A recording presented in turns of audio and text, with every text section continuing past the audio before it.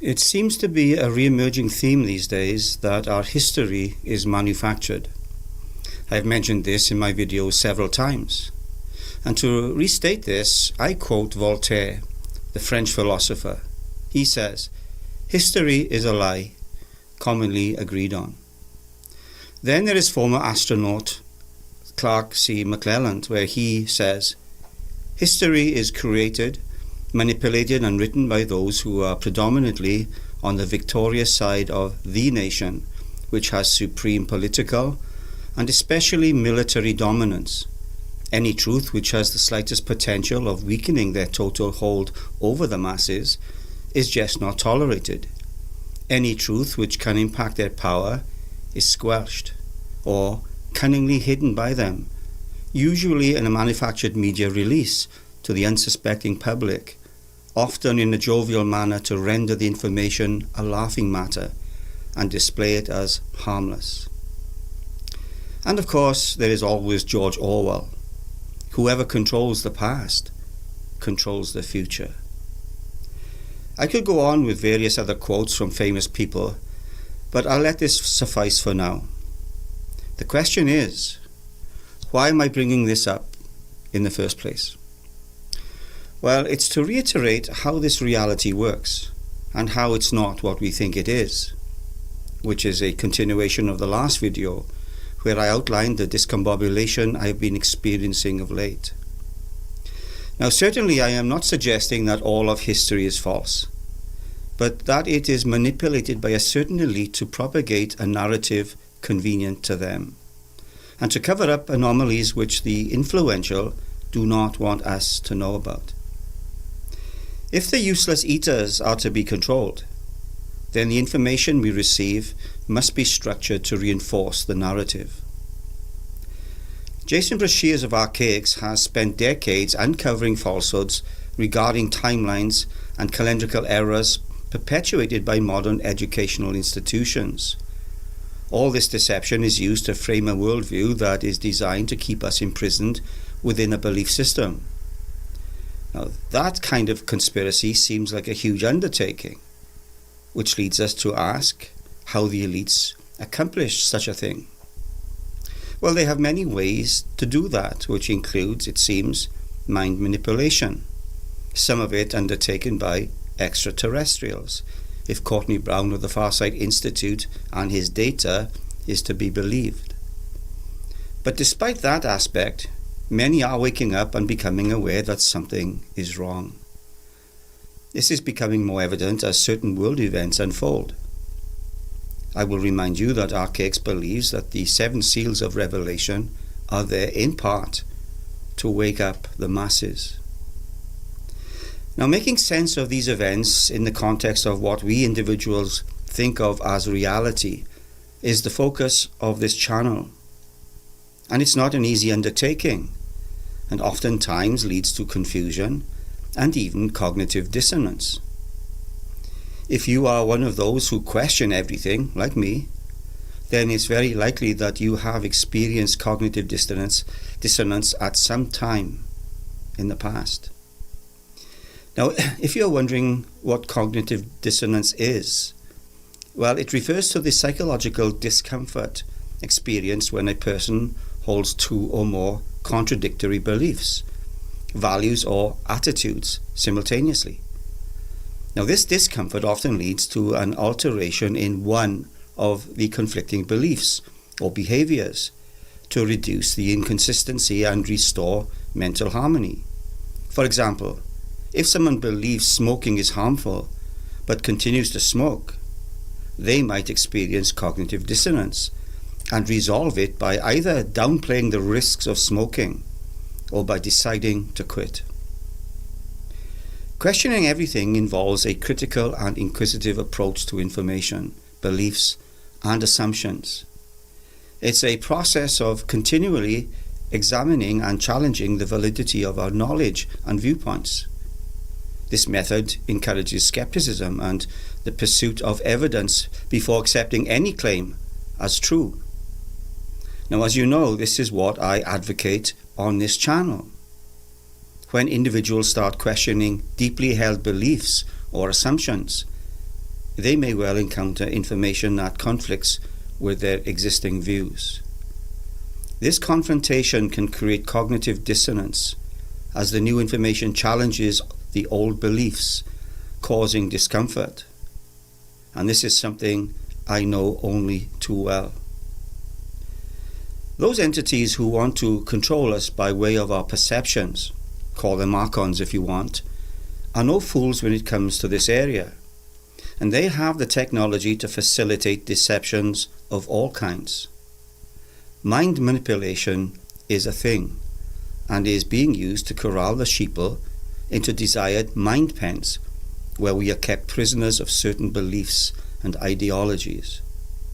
The CIA's MKUltra program is proof of this, which was a secret project that began in the 1950s and continued through the 1960s. Its primary goal was to investigate and develop mind control techniques for use in espionage. The program involved various methods, including the use of drugs, notably LSD, hypnosis, sensory deprivation, isolation, and other forms of psychological manipulation. Many of these experiments were conducted on unwitting subjects, which led to significant ethical and legal controversies. Imagine that. MKUltra was officially halted in 1973, but details about the program emerged in the 1970s, sparking public outrage and leading to congressional investigations. My motivation on this channel is to weave my way through the various deceptions of whatever source to discover the reality of the situation. This episode is a continued look at where I am right now and see if there is any progress at all on this path of discovery. I'm the Grumpy Grandpa.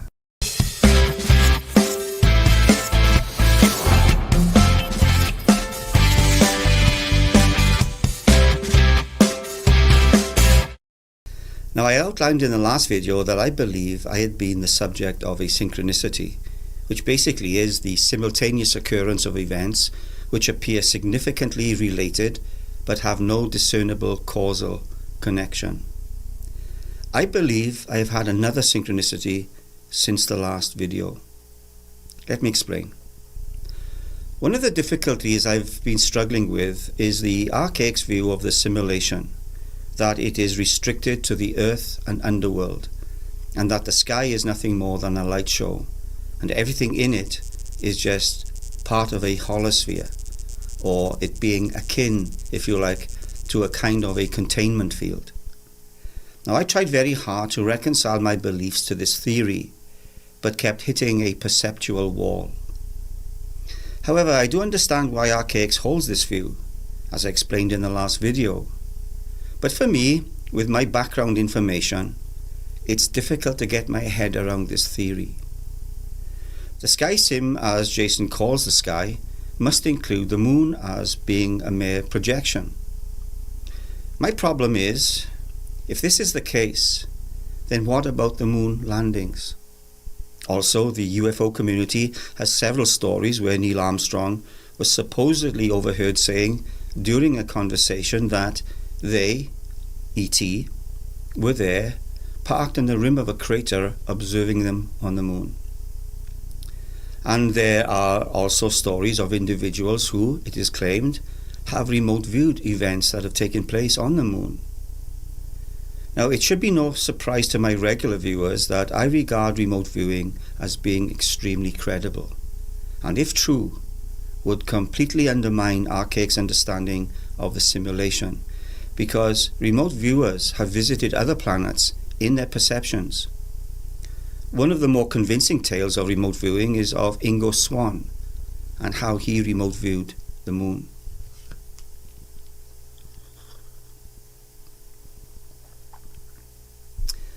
Now, the tale I'm about to tell you will whisk us away to the very edges of our understanding of reality. It's a story of mystery, intrigue, and the vast unexplored realms of the human mind. This is the story of Ingo's extraordinary journey to the far side of the moon. A journey not taken by spacecraft, but by the power of the mind alone. In the 1970s, Ingo Swann was a name well known in certain circles, a pioneer in the field of remote viewing, a practice that claimed to transcend the physical boundaries of time and space. Swann's talents were so remarkable that he caught the attention of not just scientists and researchers, but also shadowy government agencies. Among his most intriguing adventures, recounted in his book Penetration, which I have also read, was a mission that remains shrouded in secrecy and speculation. I highly recommend this book if you are interested in this kind of thing. The story begins with a cryptic phone call. Swann was contacted by a man known only as Mr. Axelrod, who introduced himself as part of an undisclosed government entity. Axelrod had an unusual request. He wanted Swann to use his remote viewing abilities to explore a specific area on the far side of the moon, a place no human had ever physically set foot. Now, with his curiosity piqued and a sense of duty ignited, Swann agreed to the mission. So in a quiet, darkened room, Swann prepared himself, entering a deep meditative state.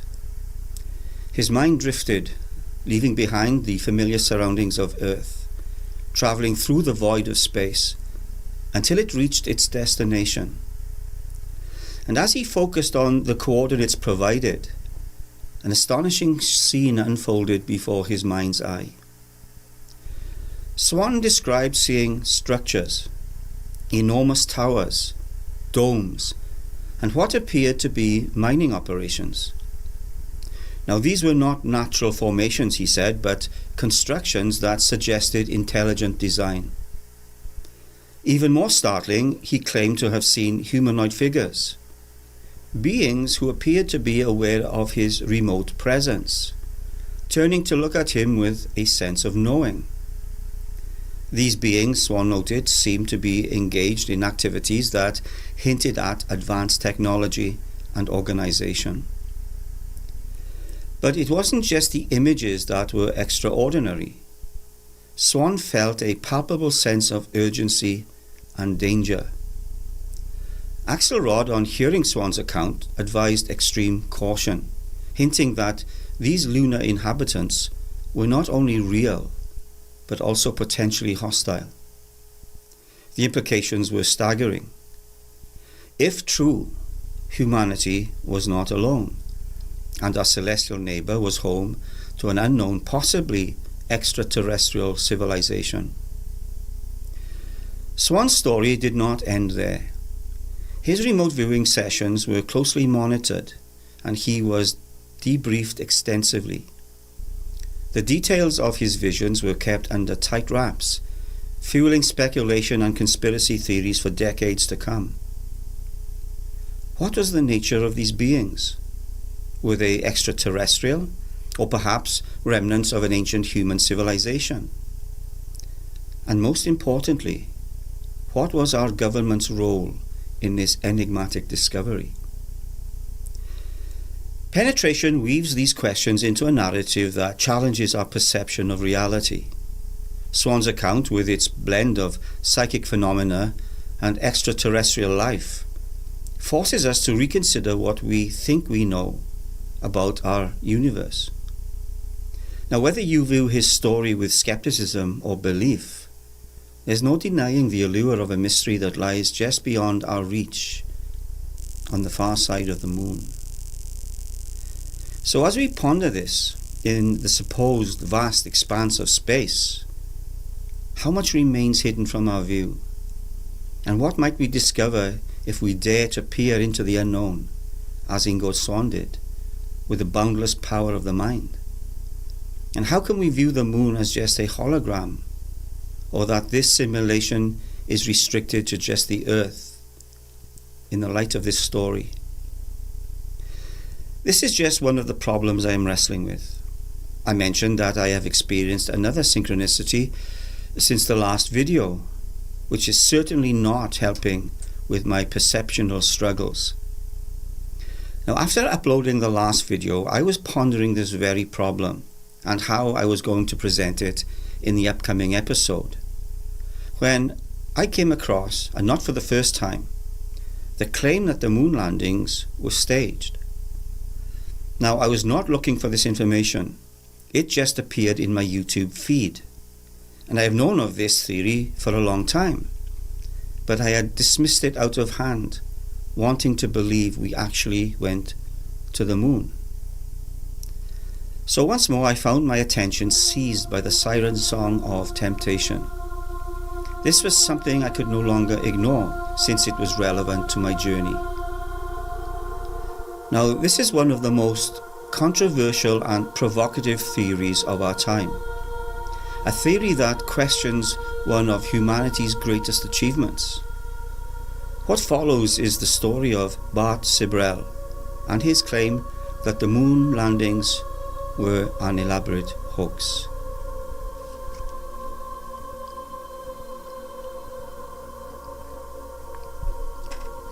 Now, Bart Sibrel is a filmmaker and investigative journalist who has dedicated much of his career to scrutinizing NASA's Apollo moon missions. His theory, which he presents in his documentaries and writings, suggests that the United States government staged the moon landings to win the space race against the Soviet Union, maintain national prestige, and justify the enormous expenditure of the Apollo program.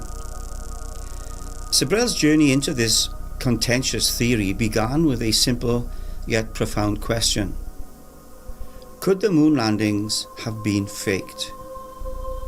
His skepticism led him to scrutinize the official NASA footage, photographs, and documentation from the Apollo missions.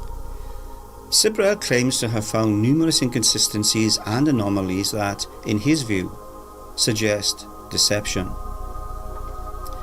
One of the most famous points Sibrel raises is the issue of the Van Allen radiation belts, which encircle the Earth.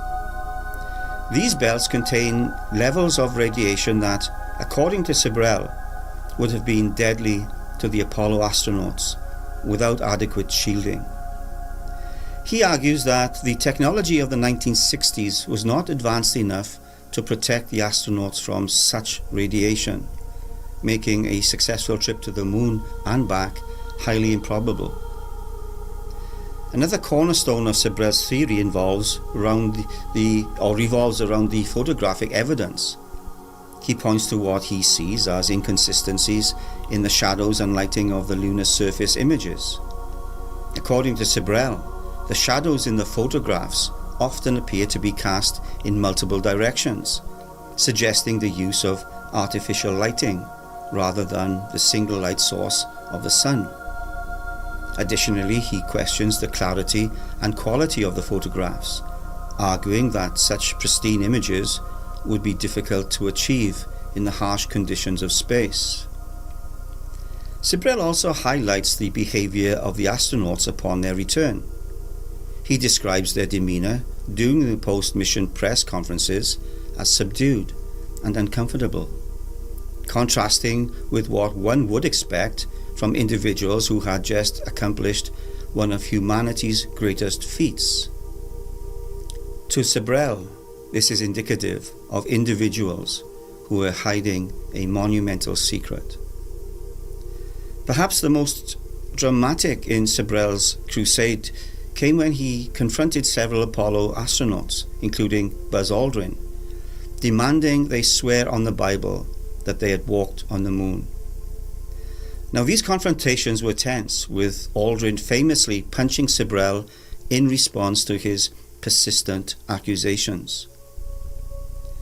Sibrel's theory extends to suggest that the moon landing footage was filmed on Earth, possibly in a studio or a remote location like the Nevada desert.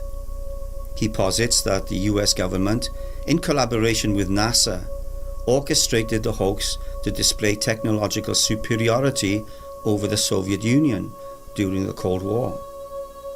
He also has footage of an interview with the son of a military person who admitted he was witness to the filming of the moon landings. Both have since died. Despite the boldness of his claims, Sibrel's theory has been widely criticized and debunked by some experts, scientists and enthusiasts. They argue that his evidence he presents can be explained by the physics of light and the unique conditions of the lunar environment. The astronauts' subdued demeanor is often attributed to the exhaustion and stress following their historic mission. But when you actually look at Sibrel's evidence, it does appear, or at least on the surface, that he might be onto something big. Now, despite his detractors, Bart Sibrel remains undeterred. His theory continues to captivate a large segment of the public, fueling debates and discussions about trust in government and the nature of historical truth. Now, whether you view Sibrel as a courageous whistleblower or a misguided skeptic, his story challenges us to critically examine the narratives that shape our understanding of the world. And this is supremely important if we want the truth. Now, I suggest we consider the impact of such theories on our collective memory and the importance of scrutinizing the evidence presented to us. In the vast expanse of human achievement and knowledge, there will always be room for questions, and it is through these questions that we continue to seek the truth. We must question everything. Now, I will leave links to Sibrel's website and YouTube channel in the description. So the picture becomes even more complicated. I never said this journey would be easy. This maze of deception seems to be getting more convoluted with every piece of added information. Now, I think our next destination should be a look at what remote viewing is, since I lend the practice such credibility and strenuously argue for its reliability. From this perspective, you will see why it's such a central theme in my belief system. For me, remote viewing is pivotal. It's long been known the human mind has extraordinary capabilities, and we're about to explore a phenomenon that bridges the realm of science and the mysterious. Remote viewing is the process that claims to allow individuals to perceive or describe details about a distant or unseen target using nothing more than the power of their minds. Imagine, if you will, being able to see a location on the other side of the world, or even in outer space, without leaving the comfort of your chair. Now, this is the tantalizing premise behind remote viewing. The origins of remote viewing can be traced back to the 1970s, a time when the Cold War was at its peak, and both the United States and the Soviet Union were exploring unconventional methods of gaining intelligence. It was during this era that the US government, through agencies like the CIA and the Department of Defense, began to investigate the potential of psychic phenomena for espionage purposes. These investigations led to the creation of programs such as the famous Stargate project. Now, the Stargate project was a secret US government program that ran from the 1970s through to the 1990s. Its goal was to investigate and use psychic phenomena for military and intelligence purposes. This included studying abilities like remote viewing, which, as we have seen, is the ability to see events, people, or even objects far away using only the mind. Remote viewing operates on the principle that the mind is capable of accessing information beyond the limitation of the five senses. Practitioners enter a meditative or focused state, often in a quiet, controlled environment, and attempt to gather information about a designated target. Now, this could be a specific location, object, or even an event. The target is typically unknown to the viewer to prevent any bias or prior knowledge from influencing the session. To illustrate how remote viewing works, let me describe a typical session. The viewer sits in a relaxed state, sometimes guided by a monitor, which is a person who knows the target but does not reveal it. The monitor might provide a set of coordinates or a simple description like, describe the location at these coordinates. The viewer then allows impressions, images, and sensations to come to mind, recording these on paper. These impressions can be surprisingly detailed, including descriptions of landscapes, structures, and even people. Smells and textures also can be detected. One of the most compelling aspects of remote viewing is the consistency and accuracy reported in some of these sessions. Now, while skeptics argue that the results can be attributed to chance, creative thinking, or subconscious cues, proponents believe that the mind is tapping into a collective consciousness or universal information field. And it's not difficult to think in terms of a simulation here with a database holding the information. Famous remote viewers like Ingo Swann, already mentioned, who worked extensively with the Stanford Research Institute, or the SRI, have produced detailed descriptions of locations they have never visited. Swann's accounts, including his famous viewing of the far side of the moon we've just looked at, provide tantalizing glimpses into the potential of this practice. His work has inspired countless others to explore the boundaries of human perception. While the scientific community supposedly remains divided on the legitimacy of remote viewing, the stories and experiments conducted over the past decades continue to captivate people's imagination. The US government officially discontinued its remote viewing programs in the 1990s, but the legacy of these investigations persists, sparking interest and curiosity. And I, for one, do not believe for 1 minute that this practice has been discontinued. I have provided a video in a previous episode describing all of this. So yet again, our understanding of reality is challenged by this phenomenon, suggesting that the mind may possess untapped abilities far beyond our current comprehension, whether you view it with skepticism or wonder. The concept of remote viewing invites us to explore the limits of human potential and the mysterious depths of the psyche. We need to keep our minds open and our curiosity alive, for the universe may be vast, and our understanding of it is ever evolving.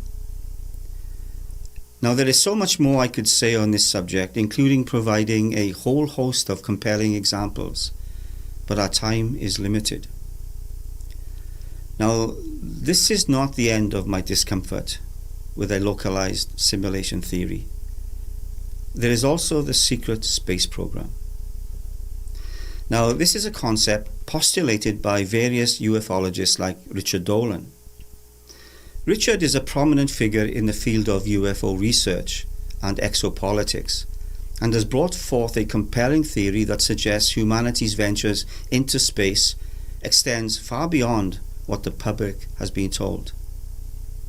Dolan, a prominent American ufologist, historian, and author known for his extensive work on the subject of UFOs and their implications for history, politics, and society, first began looking into the phenomena in the mid-1990s, leading him to apply his historical and analytical skills to the study of UFOs.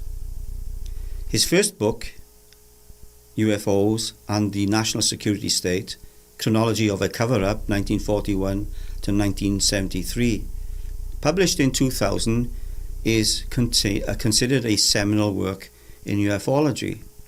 Again, I have read this book. It meticulously documents government and military encounters with UFOs and posits a systematic cover-up by the US government. Surely not. They wouldn't do such a thing, would they?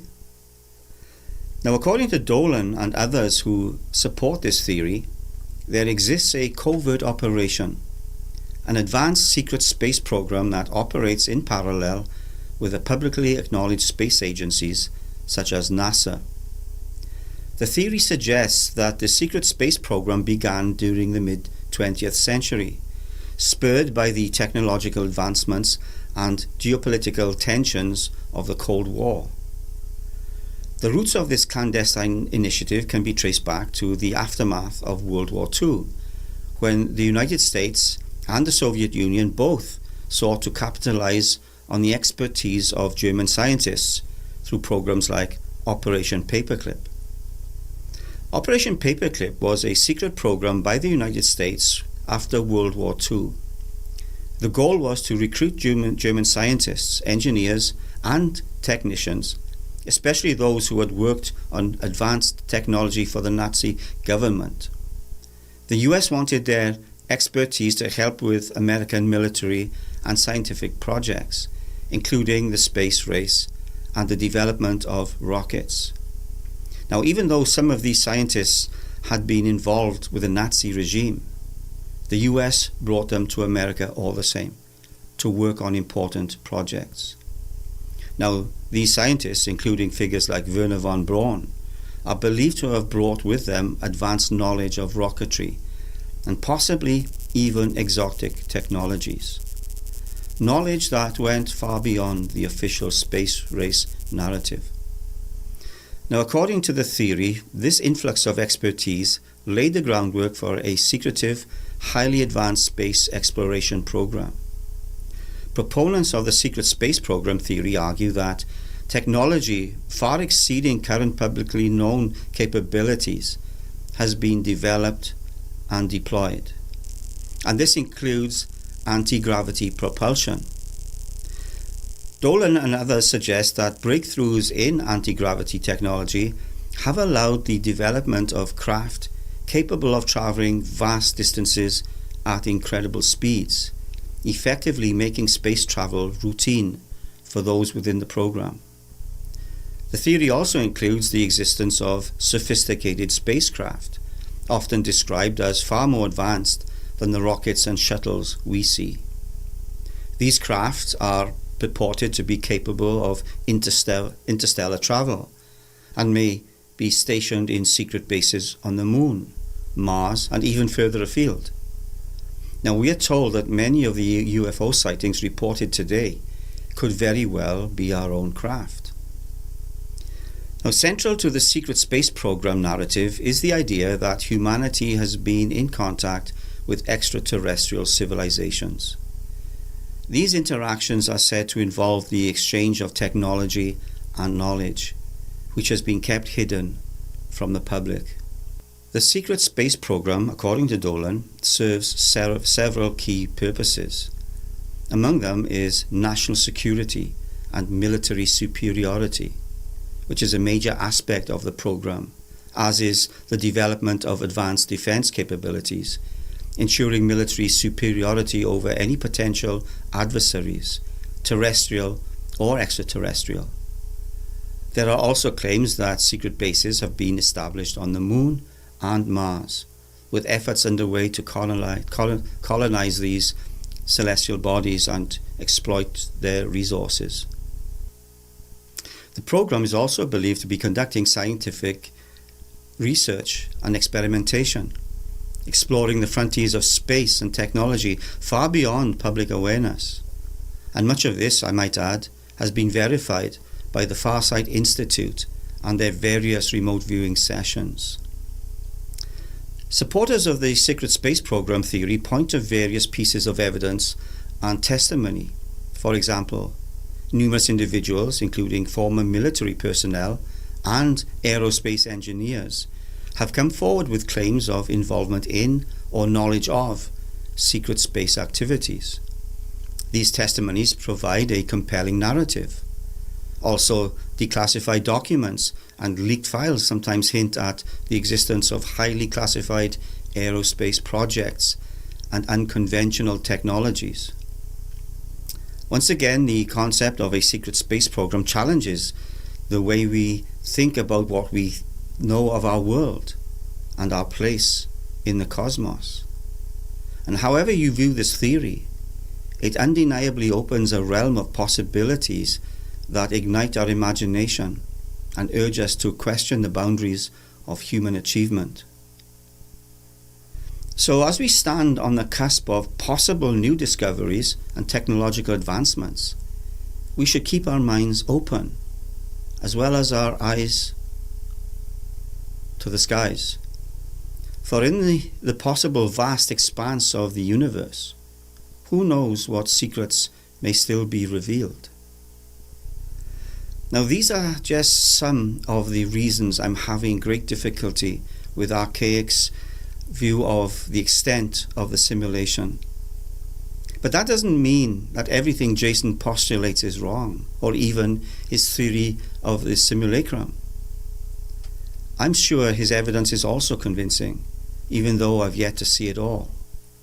I do understand where he's coming from. When it comes to his teaching on the breaking of the seals of Revelation, he still has my attention. However, since I am no longer a part of the Christian community, I would like to know what his understanding of the origin of the book of Revelation is. He mentioned briefly in one place that it is older than we think, and we should not be interpreting it in a Christian context, but by way of Greek mythology. And in typical Jason Brashear style, he leaves it at that.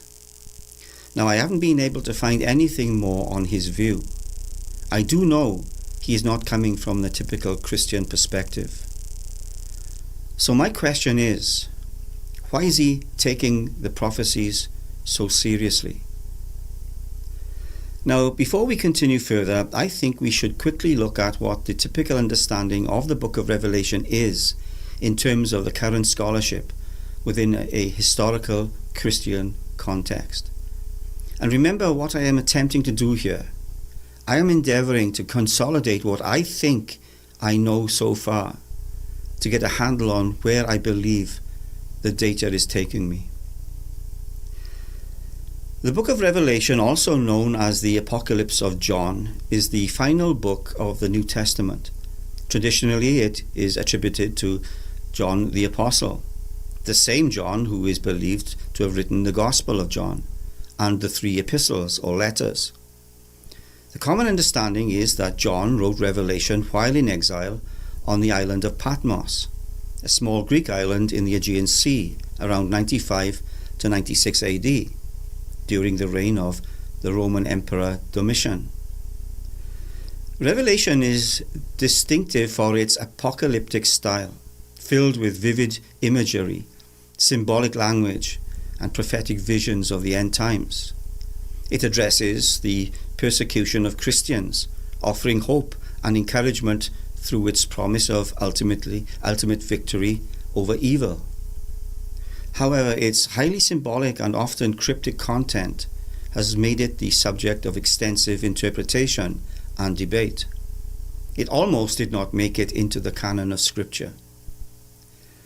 Now, while the traditional view attributes Revelation to John the Apostle, early Christian fathers like Eusebius and Dionysius of Alexandria expressed doubts.